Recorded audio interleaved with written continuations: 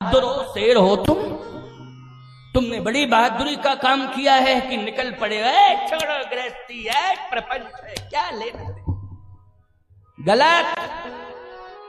विभीषण ने भजन किया है, अपनी पत्नी और बच्चों के बीच में रह करके भजन किया है।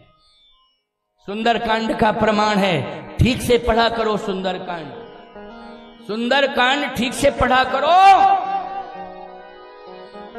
ए भवन एक पुनि, भवन एक पुनि दीख सुहावा,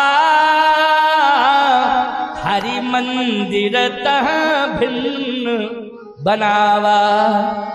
बोलो भाई, भवन एक अलग से भवन है, उसमें पत्नी बच्चे सब रहते हो, मंदिर अलग से है। बोलो अलग अलग व्यवस्था है कि नहीं? आपको महाराज बाद में तो छोड़ना ही पड़ा। कब छोड़ा? जब सीता जी आ गई लंका में, तब छोड़ा।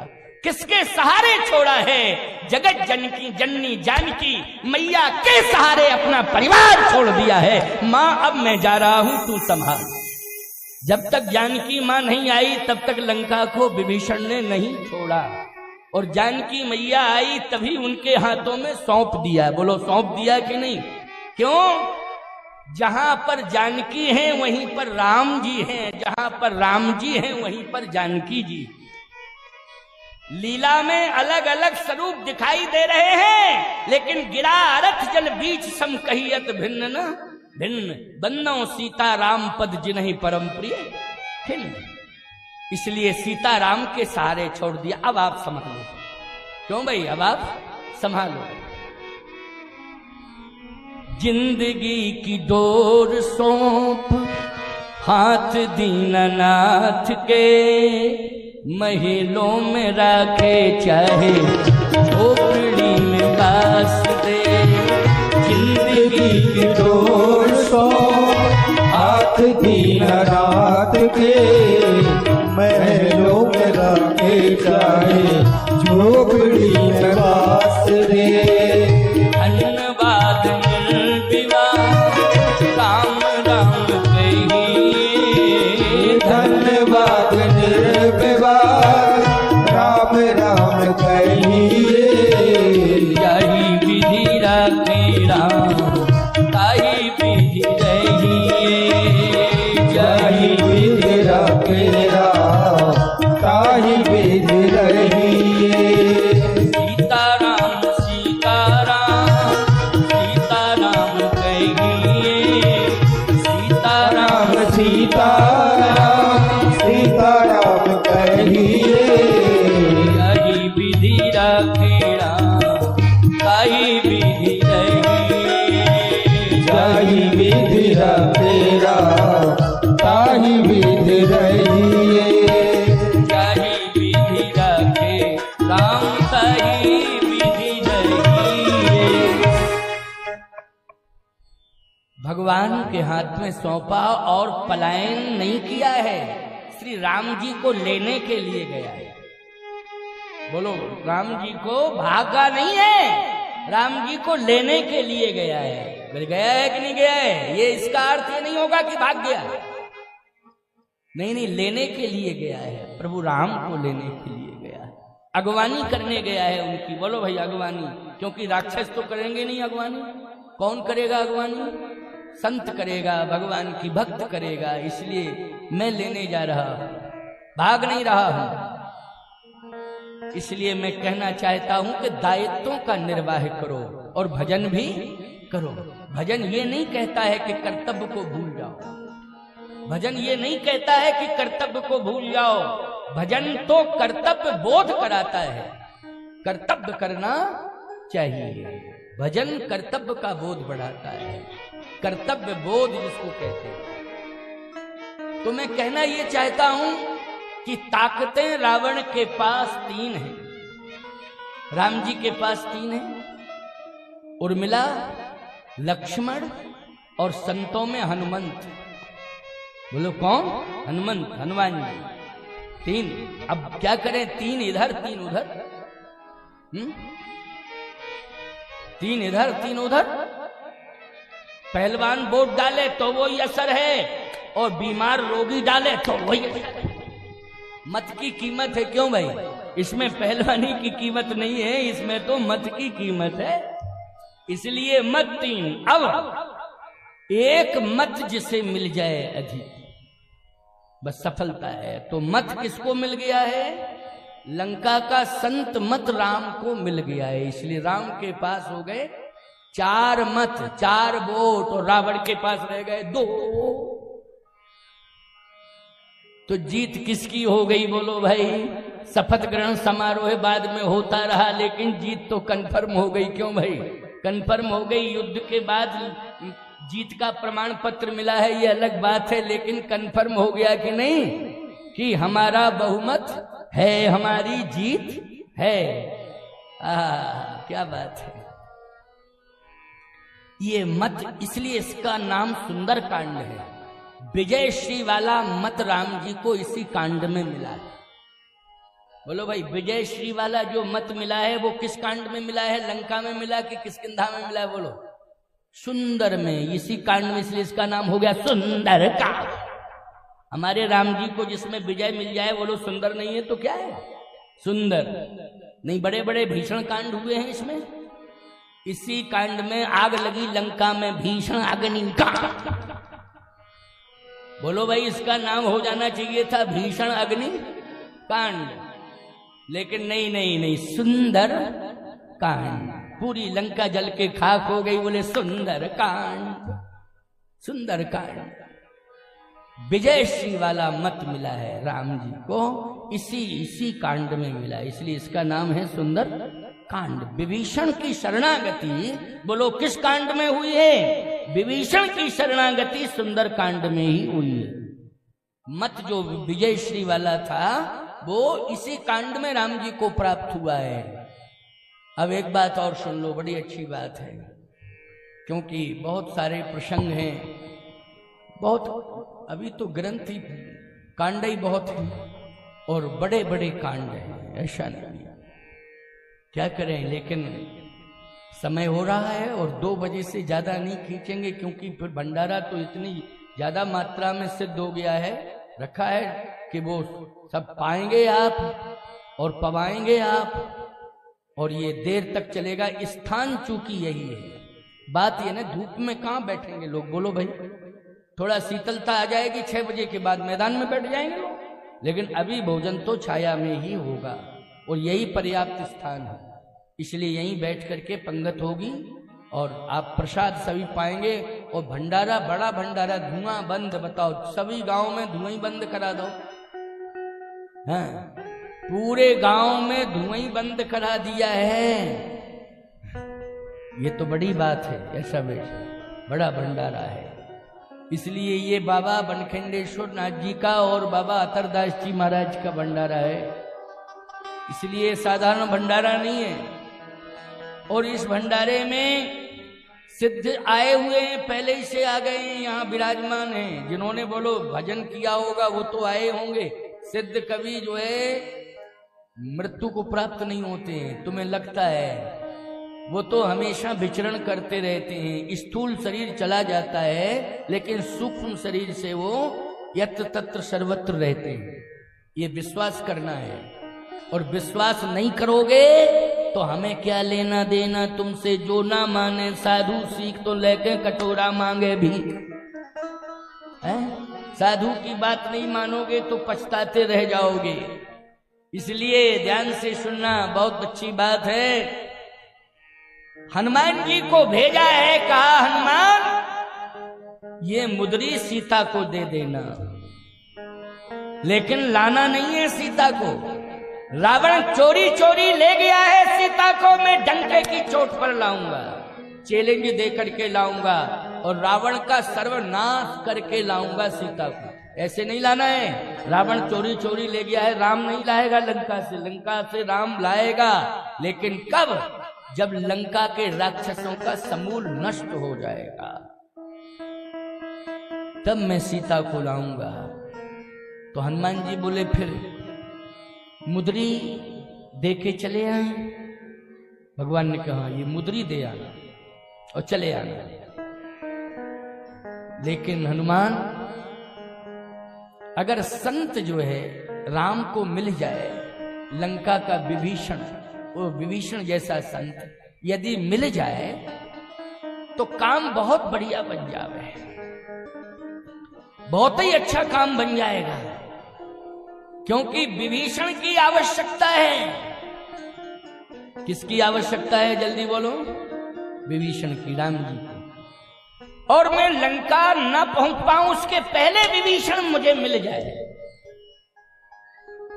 क्योंकि विभीषण जो है मेरा मार्गदर्शक होगा, मार्गदर्शन करने वाला। हनुमान जी ने कहा कि बिल्कुल विभीषण आ जाएगा, आपको मिलेगा, जैसे मिले तैसे मिले। कहे नहीं, ऐसे संत को सम्मान पूर्वक लाना चाहिए। कैसे लाना चाहिए? सम्मान पूर्वक। कभी भी डरा के धमका के नहीं लाना चाहिए। ये नहीं कि डरा के धमका के ला रहे हो, ऐसा नहीं होना चाहिए। संत का सम्मान होना चाहिए और सम्मान पूर्वक संत को लाना चाहिए। देखो संतों की बात चली तो हमारे दंदरौआ वाले महाराज श्री महामंडलेश्वर रामदास जी महाराज पधार गए हैं। बोलिए दंदरौआ धाम की जय, दंदरौआ हनुमान जी महाराज की जय हो, डॉक्टर हनुमान जी महाराज की जय हो, महामंडलेश्वर रामदास जी महाराज की जय हो, सभी संतों की जय हो। कालिदास जी तो ऐसे संत हैं कि ये हमें कल पकड़ के ही ले गए खींच के, और ये आपकी सेवा का फल इन्हें मिल गया है। एक माला उठाओ। कैसे हैं आप? अच्छे हैं, बहुत बढ़िया माला उठाओ।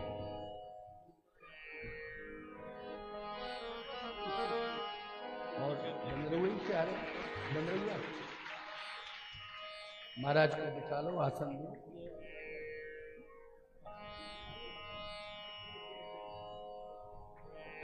इधर आओ।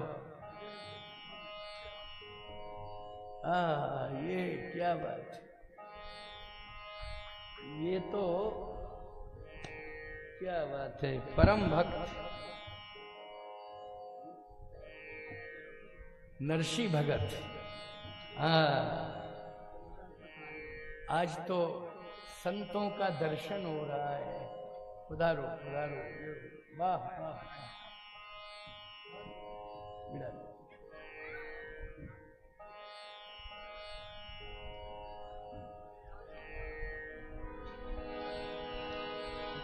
एक माला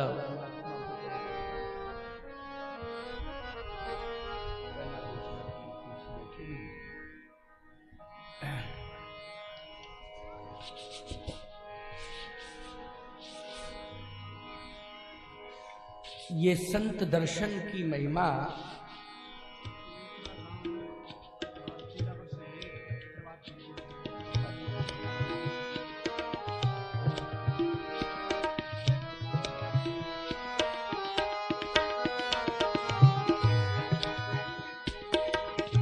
देखो भाई, तेजपुरा में हमारे कालिदास जी कह रहे हैं कि तेजपुरा में 13 साल हो गए राम नाम की फेरी होते हुए, 13 साल। और अब सीताराम जी महाराज की प्राण प्रतिष्ठा होनी है, तो ये बहुत बड़ी बात है। संत जहाँ रहेंगे वहाँ तो सीताराम जी विराजमान अवश्य ही हो जाएंगे। और तेजपुरा में 13 साल से प्रभात फेरी हो रही है, ये बहुत अच्छी बात है। वैसे सभी ग्रामों में होना चाहिए। प्रभात फेरी से एक लाभ होता है, सीताराम नाम महाराज कवच बन करके उस गांव की रक्षा करते हैं। राम नाम का पहरेदारी, प्रभात फेरी का मतलब क्या है? यानी राम नाम पहरेदार बन जाएगा, राम नाम रक्षक बन जाएगा, राम नाम का पहरा सदा तुम्हारे गांव में लगा रहेगा। किसी भी प्रकार की कोई बीमारी यादि व्याधि नहीं आएगी, उसे रोकेंगे कौन? राम नाम महाराज। बोलिए सीताराम नाम महाराज की, सीताराम नाम भगवान की। बहुत अच्छी बात है। और दंदरौआ धाम में तो डॉक्टर हनुमान जी का चमत्कार ही है। बड़े बड़े रोगी, जो कैंसर के रोगी बंबई से वापस हो गए, दिल्ली से वापस हो गए, अमेरिका से वापस हो गए। ऐसे बीमार रोगी जो है दंदरहुआ में आए, डॉक्टर हनुमान जी ने उनको दर्शन दे करके ठीक कर दिया। तो ऐसे हनुमान जी महाराज आपके क्षेत्र में विराजमान हैं। सोचो जरा, हनुमान जी का सर्वत्र प्रभाव है, लेकिन उन्होंने उस भूमि का चयन किया है जिसको दंदरहुआ कहते हैं। और परम श्रेय आश्रम के उत्थान में, यद्यपि तपस्या तो महापुरुषों ने वहां की है, तप किया है, लेकिन विस्तार अगर हुआ है और सर्वत्र यानी अंतरराष्ट्रीय स्तर पर श्री हनुमान जी ने अपनी औषधि को प्रयोग में दिया है, उसका परम श्रेय महामंडलेश्वर श्री रामदास जी महाराज को जाता है। ऐसे महामंडलेश्वर श्री रामदास जी महाराज, और सरल बहुत हैं, अभिमान तो है ही नहीं कहीं, नहीं तो प्रभाव बन जाता है ना तो अभिमान बहुत आ जाता है, और इतनी ज्यादा अकड़ मकड़ आ जाती है कि इतनी अकड़ मकड़ तो लकड़ बग्घे में भी है, जितनी अभिमानी में।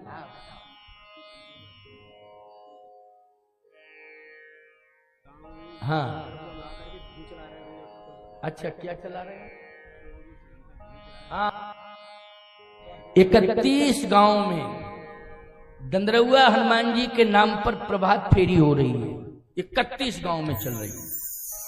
वाह वाह, बहुत बड़ी बात। और 31 गांव के लोग दंदरहुआ में आकर के सीता राम नाम जप में और कीर्तन में अपना सहयोग दे रहे हैं। ये भी बहुत बड़ी बात है। राम नाम का भैया बहुत बड़ा प्रभाव है। राम नाम से पटिया सिद्ध हो गई। पटिया वाले बाबा की इतना भजन किया, इतना पटिया पे बैठे बैठे, बोलो भाई, कि वो पटियाई सिद्ध हो गई और पटिया वाले बाबा सिद्ध हो गए। बोलो, राम नाम का कितना बड़ा प्रभाव है। जंगल में मंगल, जहां कुछ नहीं था वहां आज देख रहे हो आप एक बड़ा धाम बन गया है। दंदरहुआ एक गांव था छोटा सा है, रिकॉर्ड में, राजस्व रिकॉर्ड में एक पंचायत का गांव, लेकिन वो धाम बन गया है, अंतरराष्ट्रीय ख्याति मिल गई है। दंदरहुआ किसके प्रभाव से? राम नाम के प्रभाव से और हनुमान जी की औषधि के प्रभाव से। नासै रोग हरे सब पीड़ा और जपत निरंतर हनुमत बीरा। और ऐसा बढ़िया मणि कांचन योग है कि यहाँ भी जहाँ आप कथा सुन रहे हैं, श्री बनखंडेश्वरनाथ भगवान हनुमान जी विराजमान हैं। बिल्कुल दंदरहुआ सरकार और बनखंडेश्वरनाथ का एक चेहरा है, एक दर्शन है। हमारे महाराज ने, रामदास जी महाराज ने वहीं से श्रृंगारी भेजा था। श्रृंगार की दंदरहुआ का ही पुजारी श्रृंगार करने आया था। देखो कैसा दिव्य श्रृंगार किया है। जिस दिन हम आए थे उस दिन दर्शन किया और आज हम प्रणाम करके आए हैं, क्योंकि प्रस्थान करना अद्भुत दर्शन है।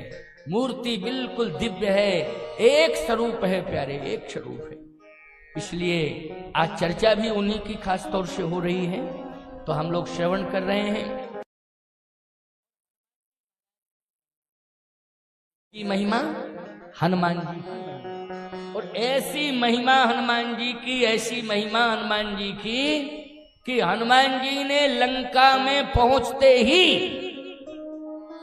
ऐसा वातावरण बना दिया, ऐसा वातावरण बना दिया कि लोग रावण को भूल गए, वहां के राक्षस, और हनुमान जी को ही नहीं, हनुमान जी से ज्यादा हनुमान जी की पूंछ को याद करते हैं। पूंछ को, क्योंकि रावण को भूल गए, रावण के हथियारों को भूल गए, रावण की ताकत को भूल गए, हनुमान जी की पूंछ को नहीं भूल पाए। क्योंकि इसी पूंछ ने पूरी लंका में आग लगाई, और विशेषता ये रही कि पूरी लंका जल गई, पूंछ का रोम भी नहीं जला। राक्षस कह रहे गजब की बात तो यह है कि पूंछ में रोम ही रोम, लेकिन एक नहीं जला। और लंका का एक मकान नहीं बचा, केवल एक विभीषण कर गृह नहीं, एक विभीषण का मात्र घर बचा है। बाकी जो है सारी लंका धू धू करके जल गई, और पूंछ का एक रोम नहीं जला है, पूंछ का एक रोम नहीं जला। गजब की बात, राक्षस भूल नहीं पाए हनुमान जी। रावण को गालियां बकने लगे राक्षस, सब गालियां देने लगे रावण। अच्छा बोलो भाई, जो नगर जलाता है उसे गालियां मिलती हैं सुनने को? जो नगर जलाता है उसे मिलती हैं गालियां। कैसा दुष्ट आया, जला के चला गया। लेकिन जलाया हनुमान जी ने लंका को, गालियां रावण को मिल रही। बोलो कितना बड़ा प्रभाव है हनुमान, सब गालियां दे रहे हैं रावण को। मंदोदरी भी बक रही है आए बाएं साएं। कहती है मंदोदरी, तुमसे बड़ा मूर्ख कोई नहीं है। रावण बोला, विद्वान को मूर्ख कह रही हो तुम, कैसी पागल हो गई? मैं सबसे बड़ा विद्वान हूं, मेरे समान कोई विद्वान नहीं है। वेदों पर मैंने भाष्य किया, और किया था, रावण ने किया था वेदों पर भाष्य, ऐसी बात नहीं। मंदोदरी कह रही है तुमसे बड़ा मूर्ख नहीं है संसार में कोई। रावण बोला, मुझसे बड़ा विद्वान नहीं है कोई संसार में, मुझसे बड़ा विद्वान नहीं है। मंदोदरी ने कहा कि अपने मुंह तम आपन करनी कहते रहो, लेकिन मैं नहीं कह रही हूं, सब कह रहे हैं कि तुम मूर्ख हो। अच्छा तुम सिद्ध कर, कैसे मूर्ख हो, सिद्ध कर। मंदोदरी ने कहा, सुन लो, पूरी लंका में आग लग गई कि नहीं लग गई? रावण ने कहा, लग गई। कैसे लगी? अरे वो बंदर आया था, उसने वाटिका उजारी, मैंने उसको दंड दे दिया। दंड दिया है, पूंछ में आग लगाई, लेकिन पूंछ जली कि नगर जला? रावण बोला, जला तो नगर ही है।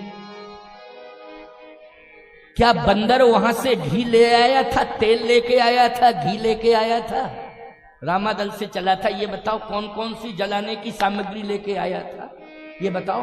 मंदोदरी कह रही है रावण से, न घी लाया था, न तेल लाया था, न कपड़ा लाया था, न दिया सलाई माचिस लाया था, सब तुमने दिया। लो तेल, लो घी, लो कपड़ा, लो माचिस, और लेबर चार्ज, पूरी लेबर लगा दी और पूरी लंका फुकवा दी। पूरी लंका फुकवा दी। प्रयास तुमने किया। ये मूर्खों का काम है कि बुद्धिमानों का? बोलो। मंदोदरी कहती है, तुम्हारे समान कोई मूर्ख नहीं। रावण बोला, तो आखिर दंड तो देना ही था। मंदोदरी ने कहा, अगर तुम बुद्धिमान होते तो ये नहीं कहते कि तेल बोर पट बांध पुण्य पावक देव लगा, ये नहीं कहते। मूर्ख थे इसलिए तुमने कहा। विद्वान होते तो कहते, फरसा एक मगाए के पूछ देव कटवा। 1 सेकंड नहीं लगता, फैसला हो जाता, बड़ी सजा मिल जाती। लेकिन बुद्धिमान बने फिरते हो, लंका फुकवाने के चक्कर में तुमने सब कुछ उपलब्ध करा दिया। घी, तेल, शक्कर, माचिस, लेबर, सब उपलब्ध कराया और लंका पूरी फुकवा दी। श्री रघुवीर प्रताप की महिमा, तुम्हें 10 कंठ न जान परी। मंदोदरी कह रही है, श्री रघुवीर यानी कितना अच्छा संबोधन है राम जी के लिए। श्री कह करके संबोधित कर रही है। श्री रघुवीर प्रताप की महिमा, तुम्हें 10 कंठ न जान परी। मंदोदरी ने कहा कि बस विनाश काले विपरीत बुद्धि, विनाश का समय आ गया है, अब ज्यादा दिन नहीं टिकोगे, ज्यादा दिन नहीं टिकोगे। रावण बोला, मंदोदरी अब मैं प्रतिज्ञा करता हूं कि पूछा ही नहीं रहने दूंगा। चूक गया मैं चूक गया। ये तू ठीक ही कह रही कि पूछा ही को अलग कर देता, लेकिन क्या बता दो, तेरी बात मानूंगा, पूंछ को नहीं रहने दूंगा, पूंछ ही समाप्त कर दूंगा उस बंदर की। हुआ भैया यही। हनुमान जी मुस्कुरा रहे मन ही मन, क्योंकि बातें कोई 10 किलोमीटर दूर करे, हनुमान जी को सब पता है, सुनाई देता है क्या हो रही है। चल बोलो भाई, हनुमान जी ऐसे सिद्धि प्राप्त हैं, अष्ट सिद्धि नवनिधि के दाता, असवर दीन जानकी माता, इसलिए संपूर्ण रिद्धियां सिद्धियां हनुमान जी के पास हैं। 1000 किलोमीटर दूर कोई बात करे, लेकिन हनुमान जी सुन लेते हैं। बोलो सुन लेते कि नहीं? पाकिस्तान में जितने मुल्ले हैं सब बात कर रहे हैं, हनुमान जी सुन के हंस रहे हैं, तुम्हारा भी सफाया हो जाएगा, बचोगे नहीं बच्चू, चच्चू बच्चू बचोगे नहीं, तुम्हारा सफाया हो जाएगा। हम सब सुन रहे हैं कि तुम क्या योजना बना रहे हो, बचोगे नहीं। और याद रखना, हमारे देश के सैनिक 2 ही नारे देते हैं, तीसरा नहीं देते। भारत के सैनिक, आप अभी सुना होगा, वीडियो तमाम वायरल हुए हैं। जब पाकिस्तान से जंग छिड़ने की बात आई तो हमारे सैनिक उत्साहित हो गए, उदास नहीं हुए, प्रसन्न हो गए, उत्साहित हो गए। और आपको मालूम है, उन सैनिकों ने, हमारे भारत के सैनिकों ने 2 ही नाम लिए थे। एक तो कहा था हर हर महादेव और दूसरा बजरंग बली की। बस 2 ही जय बोली, 2 ही नारे, हर हर महादेव बजरंग बली की जय। तमाम वीडियो अभी भी सर्च कर लेना, निकाल लेना, उसमें हमारे फौजी सैनिक बोल रहे हैं। बोल रहे हैं ना। किसकी ताकत मिल रही है? बजरंग बली की ताकत मिल रही है। बोलो मिल रही है ना बजरंग बली की ताकत। तो बजरंग बली सुन रहे हैं ना, बैठे वो पाकिस्तान में विध्वंस की योजना बना रहे हैं, लेकिन बजरंग बली यहां सब सुन रहे हैं और सैनिकों को ताकत सप्लाई कर रहे हैं। चिंता मत करना बच्चों, डरने की जरूरत नहीं है। तुम लड़ोगे, हम आगे कवच बन करके तुम्हारी रक्षा करेंगे, चिंता करने की आवश्यकता नहीं। हम कवच बन करके तुम्हारी रक्षा करेंगे। ये बजरंग बली कह रहे हैं। कितना बड़ा भरोसा है हमें अपने देवता पर, अपने देवता पर हमें भरोसा है, हमारी ताकत है ये। हनुमान जी मुस्कुरा रहे, रावण कह रहा पूंछ कोई निपटाएंगे। हनुमान जी हंस रहे, अच्छा पूंछ कोई बात नहीं, तू अपनी बहोर ले। अब तू पूंछ पूंछ पूंछ पूंछ कह रहा है तो देख ले, पूंछ अजमा ले। रावण टारगेट बना चुका है किसको? पूंछ को। हनुमान जी की पूंछ का कुछ भी नहीं बिगड़ेगा प्यारे। हनुमान जी की पूंछ जो है हमारे राष्ट्र की पूंछ। बोलो किसकी पूंछ है?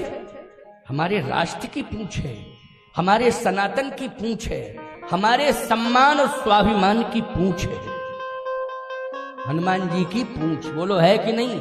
सही बताना जरा। हनुमान जी की पूंछ का बाल बांका नहीं हो सकता है। इतनी विशाल पूंछ है हनुमान जी की कि याद रखना,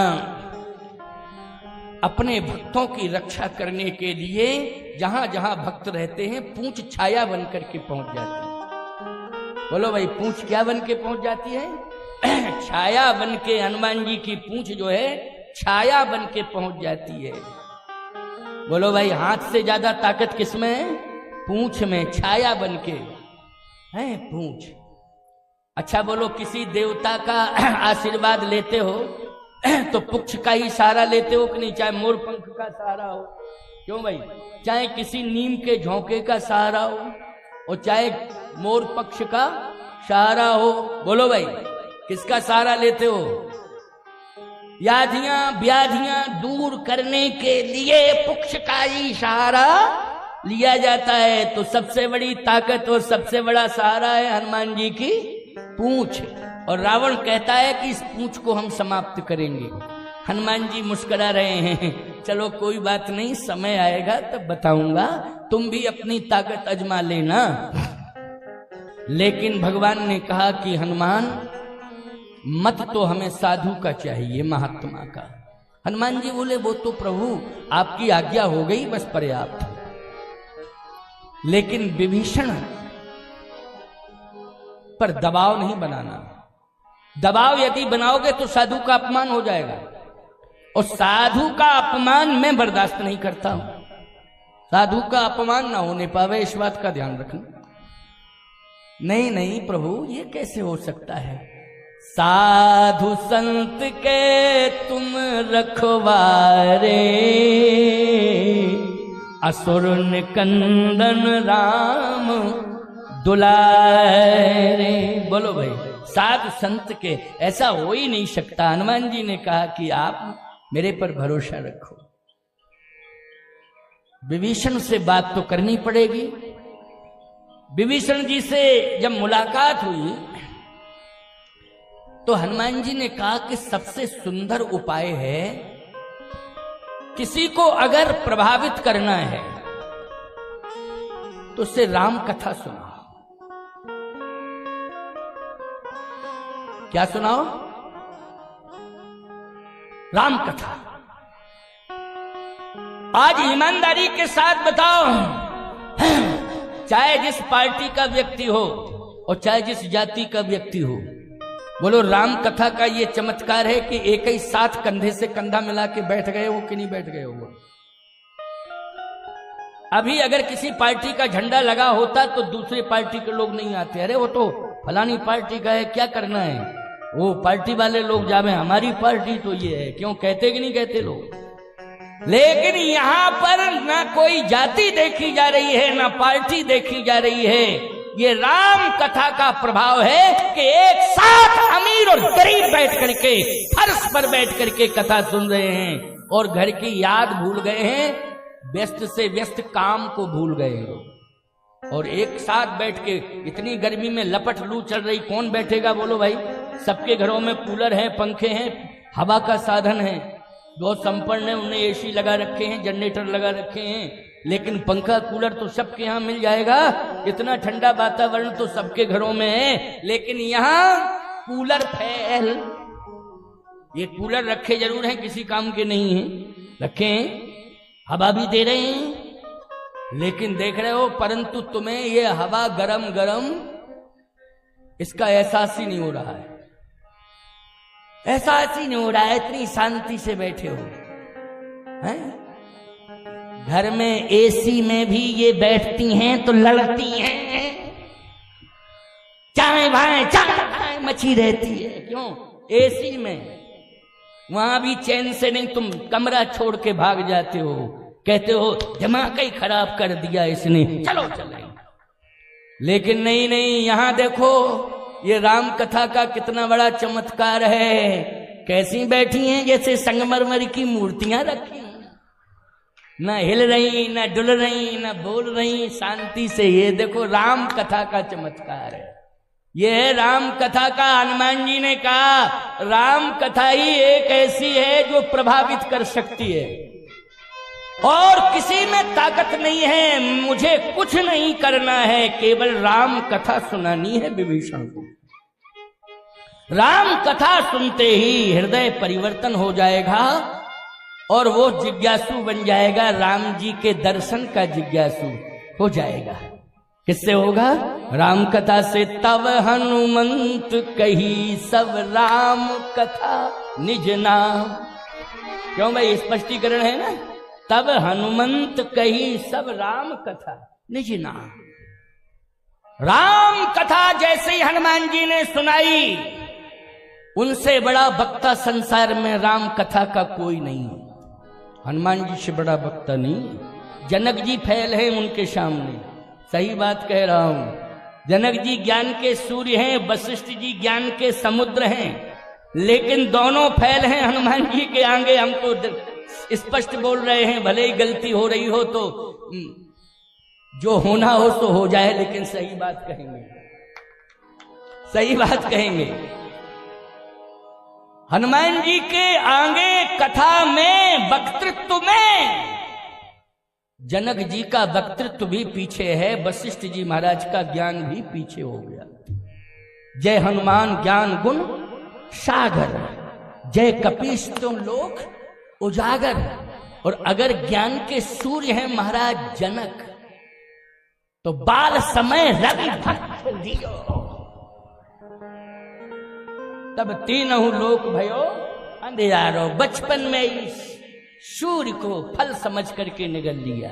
बोलो भाई, बचपन में सूर को फल समझ के निगल लिया, अब तो लंका में 55 के हो गए।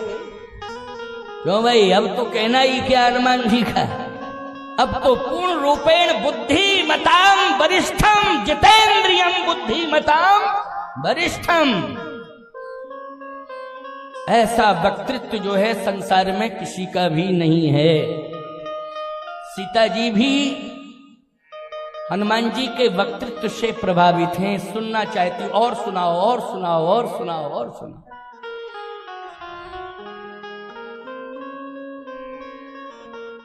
तब हनुमंत कही सब राम कथा निज नाम।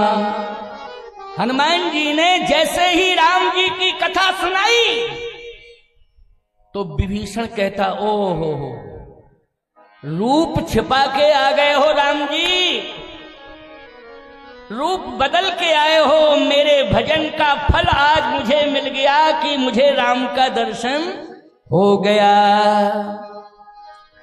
कि तुम राम दीन अनुरागी,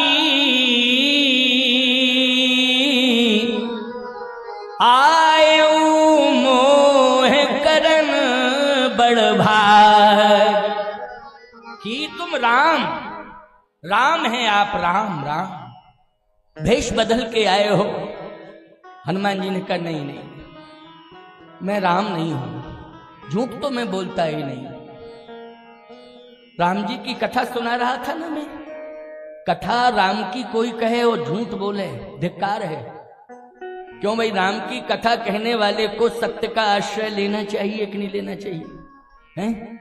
लेकिन आज मन क्रम वचन लबा,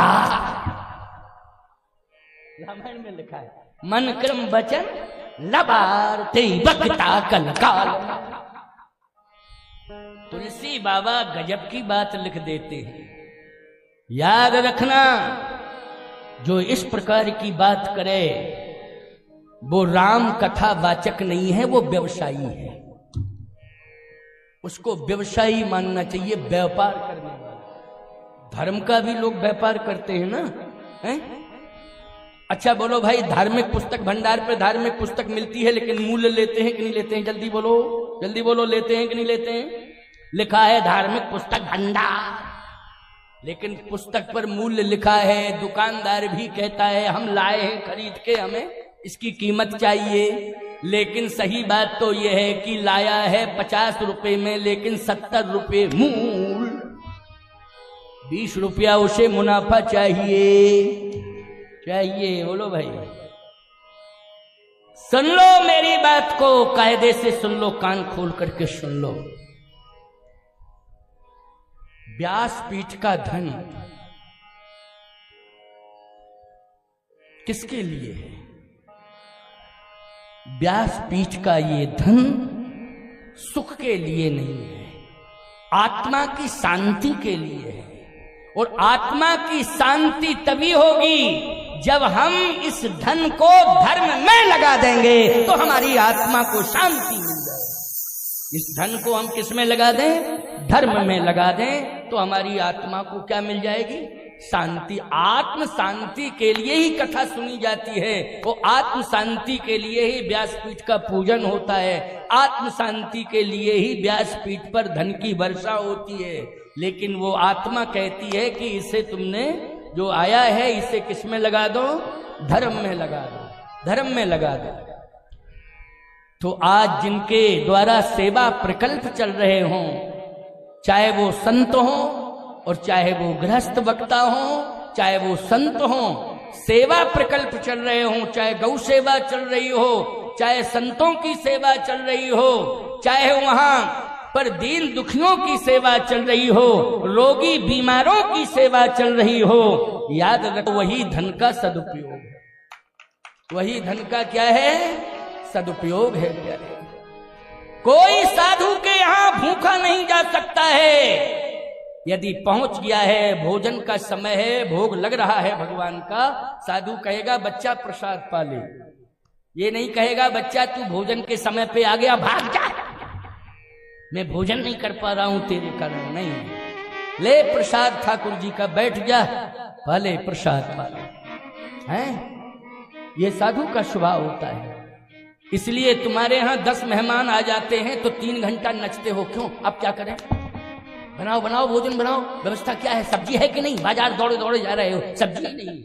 और साधु की यहाँ रिद्धियां सिद्धियां काम करती हैं। बना है 100 लोगों का भोजन और पा रहे हैं 500।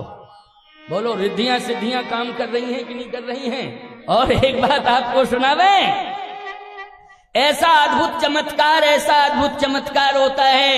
अन्नपूर्णा जी की इतनी बड़ी कृपा होती है कि प्रसाद सादा बनता है, उसमें किसी भी प्रकार के बहुत ज्यादा मसाले मसाले नहीं पड़े हैं, लेकिन ऐसा लगता है कि जिंदगी में हमने ऐसा स्वाद पहली बार ग्रहण किया है।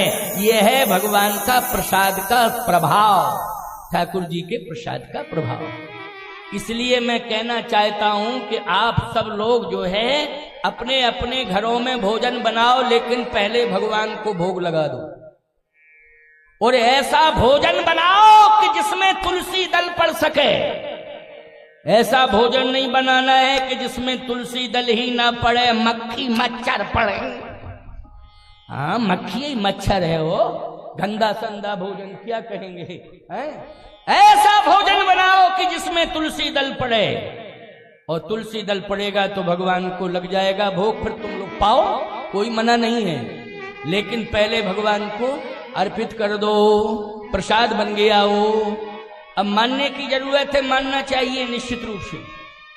तो मैं कहना चाहता हूं अंतिम बात और अंतिम भाव है ये, क्योंकि बजने वाले हैं 3 मिनट कम 2 हैं, और 2:10 कथा बस, 2:10 कथा बस। हाँ, सही बात तो ये है, क्योंकि भैया गर्मी बहुत पड़ रही है और भंडारा होना है। वैसे तो हम 2.5-3 घंटे रोज ही बोलते हैं, और आज भी लगभग 2 घंटे तो हो ही जाएगा, हैं? 2 घंटे तो लगभग हो ही जाएगा प्यारे। परंतु मैं भंडारे का भी मुझे ध्यान है, क्योंकि ठाकुर जी का भोग लग रहा है, और ये प्रसाद देव दुर्लभ है। देवता भी यहाँ आए हैं, वो भी कह रहे हैं कि हमें भंडारे का प्रसाद चाहिए, है? प्रमोद चौधरी, वाह, इसने तो सेवा का ऐसा भाव जगाया कि जो भी आवश्यकता पड़ेगी उस खर्च को हम पूरा करेंगे, ऐसा इसने भाव दिखा दिया है। बोलो भाई। वैसे सबने सहयोग, बगल में बैठे, क्या नाम है बेटा तेरा? शिव कुमार, इसने भी बहुत अच्छा योगदान दिया है, और सबने योगदान दिया है। बहुत लोग, भदौरिया ने भी योगदान पूरे परिवार ने दिया है, बहुत अच्छा आशीर्वाद। तो कालिदास कुछ कहना चाहते हो, बैठ जाओ। विभीषण ने कहा कि तो राम नहीं हो तो कौन हो फिर? हनुमान जी ने कहा झूठ नहीं बोलता। मैंने अभी अभी कथा सुनाई, मैं वो वक्ता नहीं हूं कि मन क्रम वचन लवार। हनुमान जी ने कहा कि मैं राम कथा कह रहा हूं, इसलिए तुम अंदाज लगाओ, अनुभव करो कि राम का चरित्र क्या है। राम सत्य संकल्प सभा काल बस, तो राम सत्य हैं, तो राम सत्य है तो राम का चरित्र सत्य है। राम के चरित्र को कहने वाला भी सत्यवादी होना चाहिए, इसलिए मैं झूठ नहीं बोल रहा हूं, मैं राम नहीं हूं। तो विभीषण जी ने कहा राम जी के दास तो हैं ही हैं, ये पक्की बात है कि तुम हरि दासन मह कोई, आप राम नहीं हैं तो राम के दास हैं, कि तुम हरि दासन मह कोई, मोरे हृदय प्रीत यस होई। आप राम जी के दास हैं। हनुमान जी ने कहा मैं झूठ नहीं बोलता हूं, मैं राम जी का दास भी नहीं हूं। अब तो कान ही खड़े हो गए भाई, अब तो सरासर झूठ ही ना है ये राम के दास। हनुमान जी ने कहा नहीं। तो विभीषण ने कहा फिर कौन हो? हनुमान जी की आंखों से आंसू बरसने लगे। कहा विभीषण जी, मैं राम नहीं हूं, राम का दास नहीं हूं, राम के दास आप हैं। जो राम का भजन प्रतिकूल वातावरण में कर रहे हो, मैं तो राम के दासों का दास, दासानुदास हूं, दासानुदास। बोलो भाई, कितनी बड़ी बात कह दी, दासानुदास, राम जी के दासों का दास। इसलिए हम लोग अपनी परंपरा में जब परिचय देते हैं तो दास नहीं कहते, दासानुदास कहते हैं, दासानुदास। इसलिए भैया सब कुछ मिल जाए तो विनम्र बन जाओ, अकड़ो मकड़ो नहीं। ये सूखी लकड़ी की तरह इठने से कोई फायदा नहीं है। समझ रहे हो कि नहीं? आपको मालूम है जब सांप में जान होती है तो वो सीधा चलता है, और जब उसको लाठी मार दो मरने लगता है तो इठने लगता है। और जिस दिन अहंकार में इठने लगे, तुम समझ लो मौत ही आ रही है। अब मौत ही आ रही हमारी अहंकार में, क्योंकि हम इठ रहे हैं, अब हम बचने वाले नहीं हैं। ये समझ लेना। सांप के लाठी लग जाती है तो क्या करता है? वो इठता है, इठता है, इठता है, नहीं इठता है। क्यों? उसकी मौत आ गई है। इसलिए नहीं, सरल बन जाओ। विभीषण जी ने कहा, वाह, आप मेरे पास आए हैं, आपको प्रभु राम ने भेजा है। हाँ, ये सत्य है, मुझे प्रभु राम ने भेजा है। मैं प्रार्थना कर रहा हूं कि आप राम जी के पास से आए हैं, श्री राम जी ने आपको भेजा है, तो क्या आप मुझे राम से मिला सकते हैं, दर्शन करा सकते हैं? हनुमान जी बोले, दर्शन कराएंगे, मिलाएंगे, और जो राम जी के पास होगा सब तुम्हें दिलाएंगे, चिंता मत करो। बस विभीषण बोला, तब तो चकाचक आनंद ही आनंद है, तो चलें। हनुमान जी बोले चलो। अब विभीषण रुक गया। क्यों रुक गए हो? अभी तो कह रहे थे चलूं, मैंने कहा चलो, अब क्यों रुक गए हो? विभीषण जी ने कहा कि मैं इसलिए रुक गया हूं कि अपने भाई को एक चांस और दे रहा हूं, कि मैं अगर प्रभु राम की शरण में जा रहा हूं तो मैं यही चांस दूंगा कि आप भी मेरे साथ चलो और सीता जी को सम्मान पूर्वक ले चलो और प्रभु राम के हाथों में सौंप दो और हम क्षमा मांग लें। आप क्षमा मांगो, हम भी क्षमा मांगे। बोलो भाई, कितनी अच्छी सोच है उसकी। मतलब ये सोच नहीं है कि ये मर ही जावे, नहीं, सुधर जावे। सोच ये है कि ये सुधर जावे, किसी तरह से सुधर जावे, ये सोच है, सकारात्मक सोच। ये नहीं ये मर जावे, इसकी संपत्ति हमें मिल जावे। गलत व्याख्या करते हैं लोग, कहते हैं कि विभीषण भाई को धोखा देके चला गया। बिल्कुल मूर्खों की व्याख्या है। विभीषण धोखेबाज निकला है, विभीषण ने गद्दारी कर दी है, विभीषण छोड़ के चला गया और उसी ने जो है रावण को मृत्यु के घाट उतरवा दिया है राम से मिलकर। गलत बात मत किया करो, बर्दाश्त नहीं होगा ये।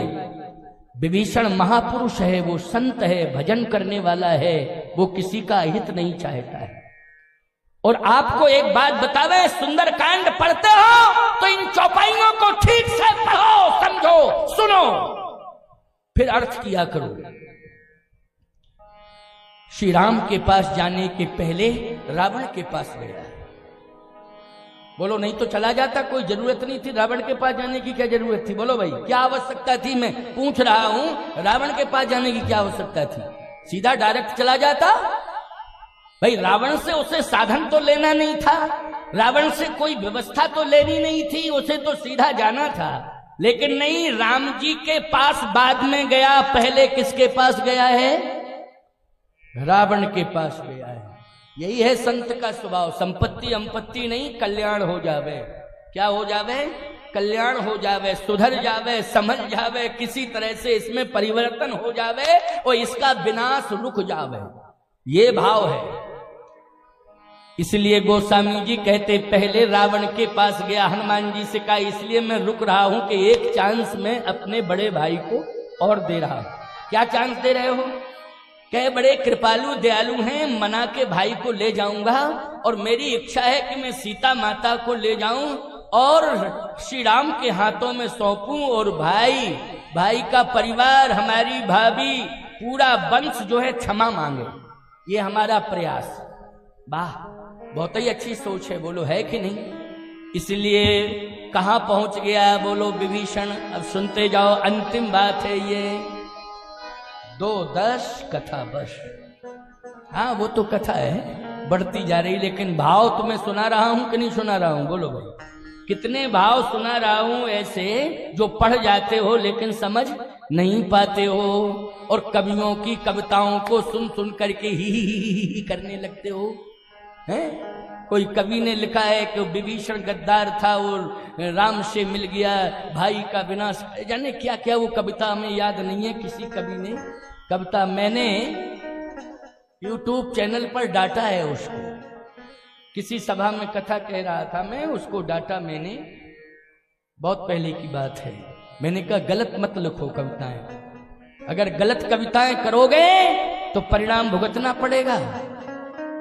एक कवि ने भगवान कृष्ण के मोर पंख की उपमा पदत्राण से दे दी। ये बुंदेलखंड की ही बात है, पदत्राण से दे दी कि ऐसे मोर पंख टेढ़ा है। अब वो शब्द हम नहीं बोल पा रहे हैं, मैंने तो साफ अपनी साहित्यिक भाषा में बता दिया, पदत्राण से। बोले इस तरह का तुमने वो देखा है? पदत्राण ऐसे ही टेढ़ा, ऐसे बोल गया वो, अल्लाह ही करने लगे। रोडवेज से जा रहा था कानपुर, कालपी नहीं निकल पाया और ऊपर चला गया, ऊपर चला गया। समझ गए कि नहीं? खबरदार, इस तरह से उपमा नहीं देना चाहिए। कुछ अच्छे शब्दों से संबोधित करो अपने देवताओं को, अपने बुजुर्गों को, बड़े लोगों को अच्छे शब्दों से सम्मानित करो, तब तुम्हारी बुद्धि की सार्थकता है। ये गंदे संदे शब्द, ये हल्के फुल्के फुअड़ शब्दों से तुम जनप्रियता हासिल करना चाहते हो, लोकप्रियता हासिल करना चाहते हो, खबरदार, प्रकृति तुम्हें माफ नहीं करेगी, समय काल बन करके तुम्हें भक्ष लेगा, कोई नहीं बचा पाएगा। इसलिए विभीषण की मर्यादा कितनी बढ़िया है, वो क्या कह रहा है सुनो जरा। मर्यादा राक्षस वंश में जरूर पैदा हुआ, लेकिन भजन से कितना बड़ा परिवर्तन आया, कितने बढ़िया विचार बदले उसके, कि जैसे ही पहुंचता है तो क्या कहता है, राम जी इसके पास बाद में जा रहा है, लेकिन कहता मैं अपने भाई के पास जाऊंगा। और कहता क्या है, जो आपन चाहो कल्याणा सुजस सुमति शुभ गति सुखनाना। बोलो भाई, ये बात कही कि नहीं कही? अपना कल्याण कर लो, आपका सुयश हो, आपकी कुमति सुमति में बदल जावे और आपको सुख मिले, यश मिले, यही मेरी हृदय की शुभकामना है। और मैं कहता हूं कि लंका ही नहीं, पूरा ब्रह्मांड आपके हाथ में हो। रावण कहता है बहुत अच्छी बात, इसके लिए करना क्या पड़ेगा?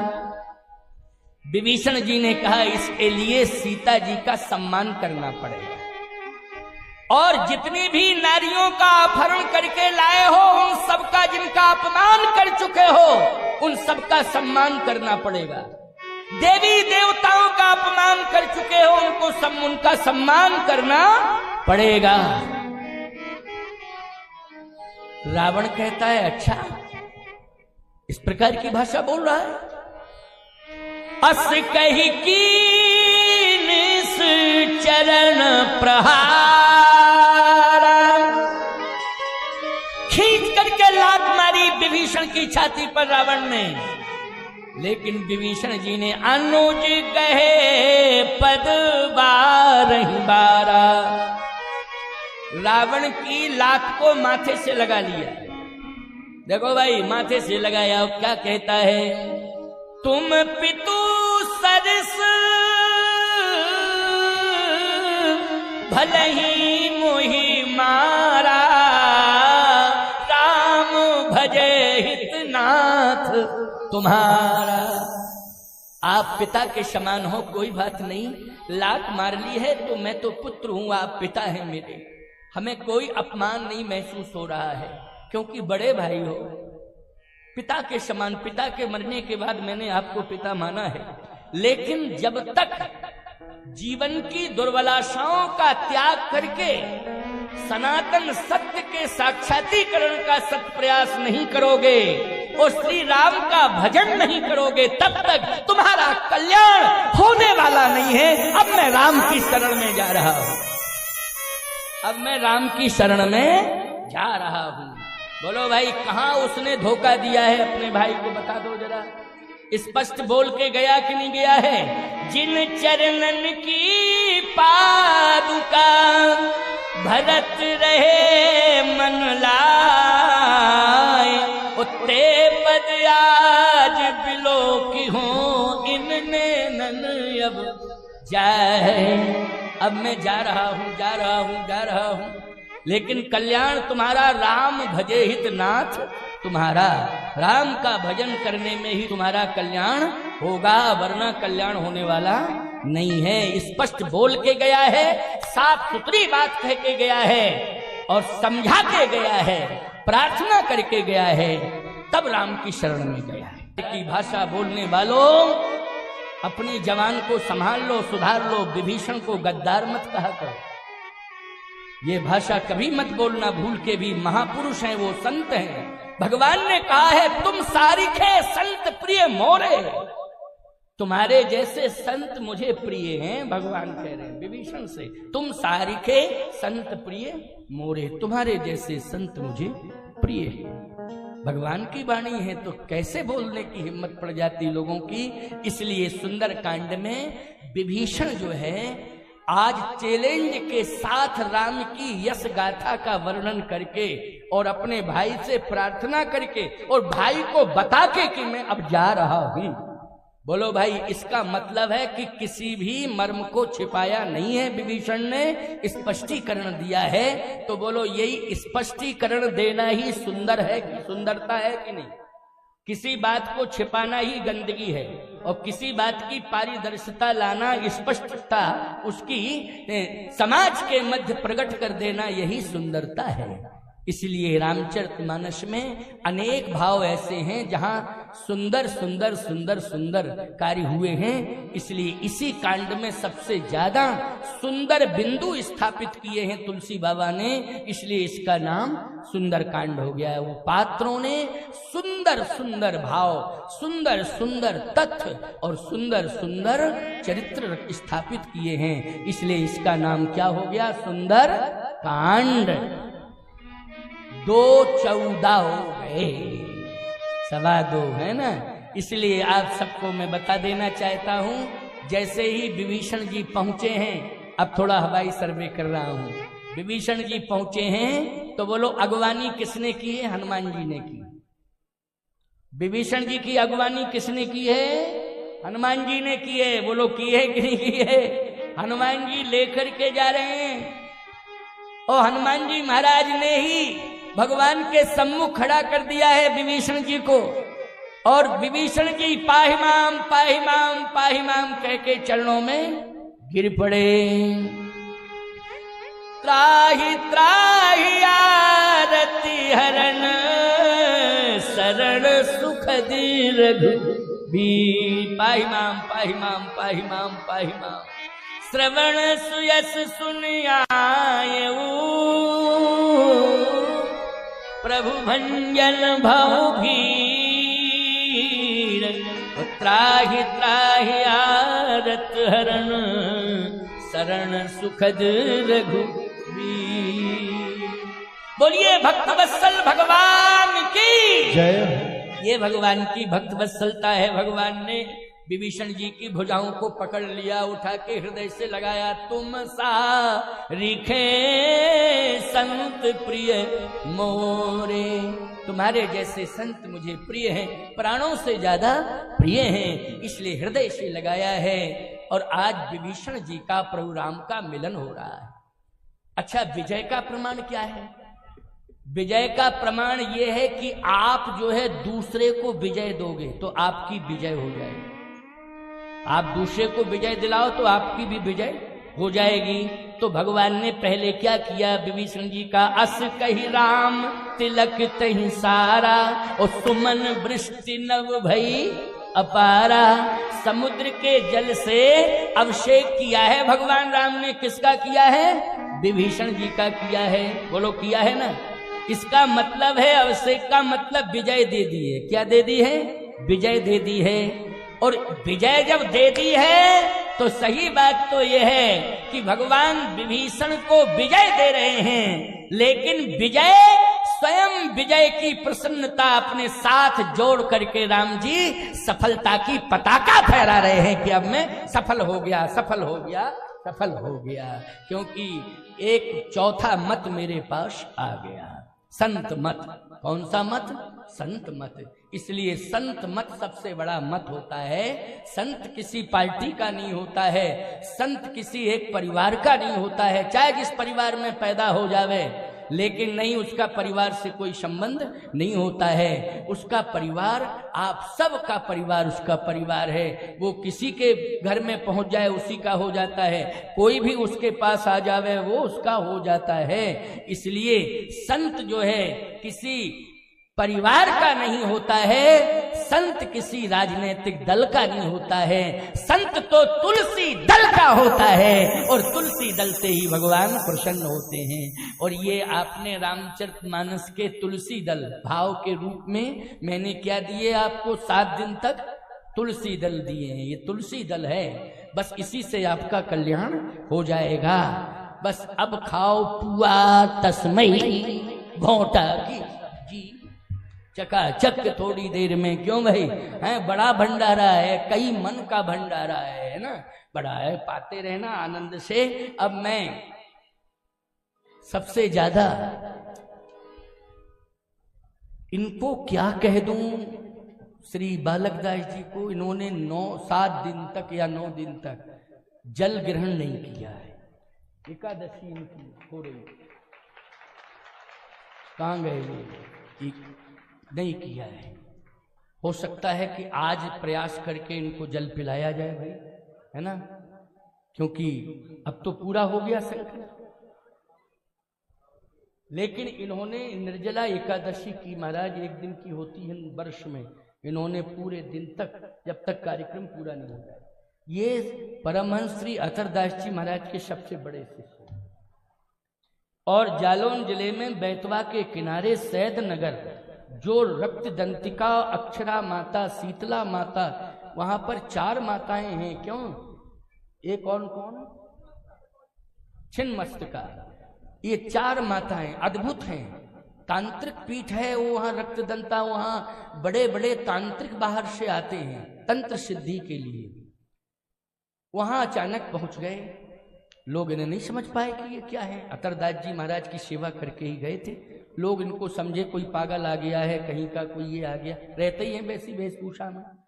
लेकिन ये पता नहीं था कि ये तो सिद्ध है। किसी से कुछ ना मांगना, ना लेना, ना देना, ना भोजन की बात, ना पानी की बात, ना फल की बात, ना प्रसाद की बात, ना सुविधा की बात। ठंड में ना कम्बल मांगे, गर्मी में ना कूलर मांगे। ऐसा महात्मा अद्भुत। अब जहां देखा कि एक माँ के पास में बड़ी जीर्ण शीर्णता चारों तरफ दिखाई दे रही है, मंदिर गिर रहा है, टूट रहा है, फूट रहा है, बस वहीं डट गए शीतला माँ के दरबार में। और डटे तो पता नहीं कहां से लक्ष्मी जी ने बरसात की कि 1 करोड़ से भी ज्यादा रुपया लगा दिया। कहां से पैसा मांगते, किसी से नहीं, कहां से आया? महाराज बहुत ही अच्छा बना। मैंने पिछले साल 2 दिन कथा कही, 2 दिन का प्रवचन। ये चित्रकूट पहुंच गए, अवधेश जी हैं, ये हमारे पुराने परिचित हैं, तो बाबा को लेकर चित्रकूट पहुंच गए। बाबा ने कहा महाराज की कथा होनी चाहिए। 2 दिन दे पाए, गए तो 3 दिन, हाँ 3 दिन बड़ी मुश्किल में 3 दिन दे पाए। और वहां यद्यपि पहले से कार्यक्रम थोड़ा सा होता था, लेकिन मेरी कथा की, मेरे प्रवचन की लालसा थी। वैसे वहीं पास में वो राजेश्वरानंद राजेश रामायणी, वहीं तो सैदनगर 1 किलोमीटर पहले उनका घर, 1 किलोमीटर पहले पचोकड़ा, इसके बाद सैदनगर आता है। तो वहां वो तो क्षेत्रीय थे ही, और कभी कभी जो है क्षेत्र में चले भी जाते थे, लेकिन मैं कभी नहीं गया था सैदनगर। पहली बार मैं सैदनगर गया हूँ और मैं देख करके आश्चर्यचकित हो गया।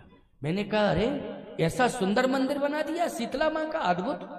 जो धन देने वाले नहीं बना सकते थे ऐसा, जो धन देते हैं वो इतनी कलात्मक ढंग से उसकी निर्मित नहीं कर पाते।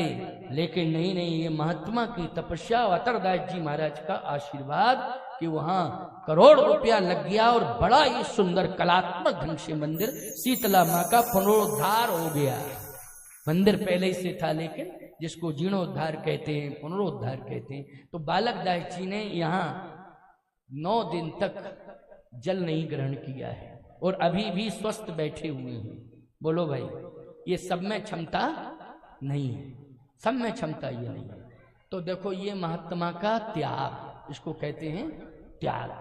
तो वो त्याग का स्वरूप दिखाई दे रहा है। बलराम दास बल्लू बाबा ने छोटे से ही, बच्चे थे जब, बच्चे, उस बचपन से ही उन्होंने बाबा की सेवा की। अतरदास जी बाबा की सेवा की, लगभग वो 100 साल तक तो रहे हैं इस धरती पर, ये तो पक्की बात है। बचपन में ही साधु हो गए थे वो, लेकिन स्थान छोड़ के नहीं गए, गांव में ही पैदा हुए, गांव में ही उनका जीवन रहा है। लेकिन बिल्कुल फक्कड़ महात्मा, फक्कड़ी साधु एकदम। तो विचारवान श्रोताओं, विचार करना, चमत्कारी और यशवान धनवान साधुओं के पास तो तमाम जुड़ने की कोशिश करते हैं, लेकिन बाबा के पास धन का प्रदर्शन नहीं था, खुले आसमान में रहना और छोटी सी जगह में रहना। लेकिन बलराम दास ने सेवा की, उस सेवा का फल क्या मिला? आज बनखंडेश्वर हनुमान जी महाराज, बोलो, बुला लिए अपने पास, और बुला लिए हैं तो ये बनखंड ऐसा भूखंड हो गया है कि भारत वर्ष का ये भरतखंड बन जाएगा प्यारे। ये कालांतर में अच्छा धाम बन जाएगा, क्योंकि दंदरउआ का स्वरूप यहाँ हनुमान जी में विद्यमान है। और फिर हमारे रामदास जी महाराज तो कहीं भी कोई भी साधु रहता हो, यदि किसी के पास कोई भी समस्या है या अभाव है, इतने उदार महात्मा हैं कि दंदरउआ का खजाना खोल देते हैं और कोई कमी नहीं रहने देते। ये बाबा की विशेषता है रामदास जी। इसमें कहीं किंचित मात्र संदेह नहीं, कोई प्रशंसा मुंह पर नहीं कर रहा हूं कि ये बैठे हैं, ये मैं सत्य कह रहा हूं, वास्तविकता कह रहा हूं। मैंने खुद अनुभव किया है इस बात का।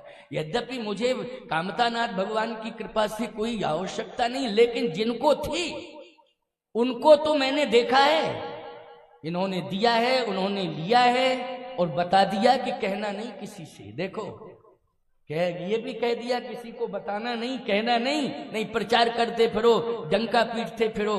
तो इस तरह से साधु प्रशंसा करते हैं कि नहीं, कम से कम हमें हनुमान जी पर इतना बड़ा भरोसा है कि कभी भी कोई आवश्यकता पड़ेगी तो हनुमान जी दंदरउआ के रहते हमें हाथ नहीं फैलाना पड़ेगा किसी से।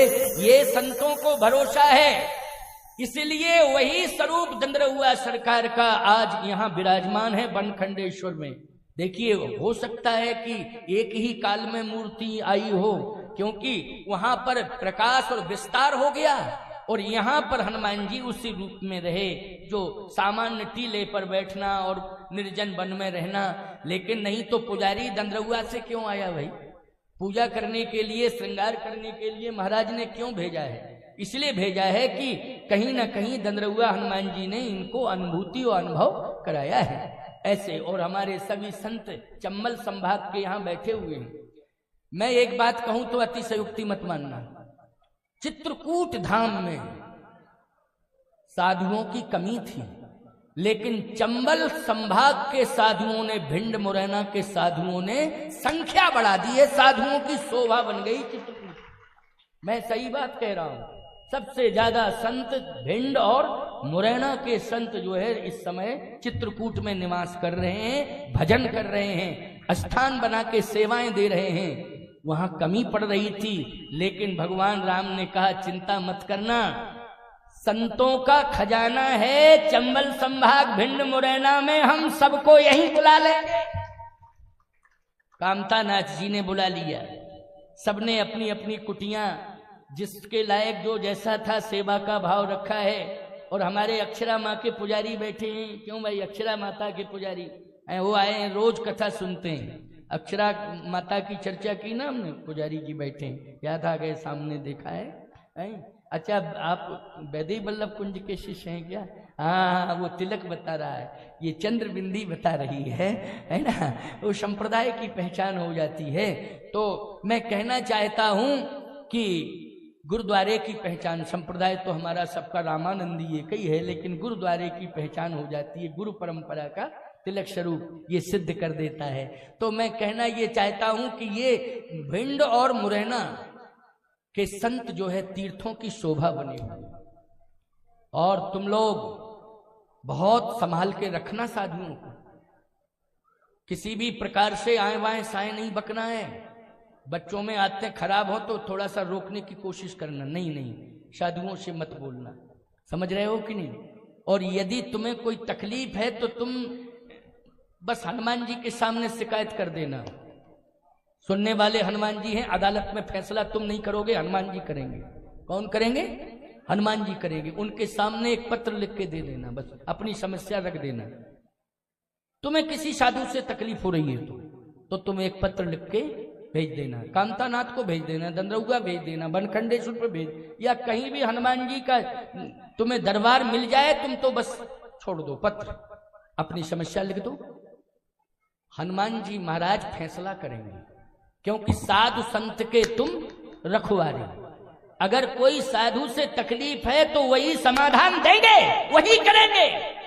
क्योंकि संतों की रक्षा का ठेका और संतों की सुरक्षा का ठेका और संतों को संभल कर चलने का आदेश हनुमान जी के यहां सुरक्षित है, सामान्य लोगों के यहां नहीं है।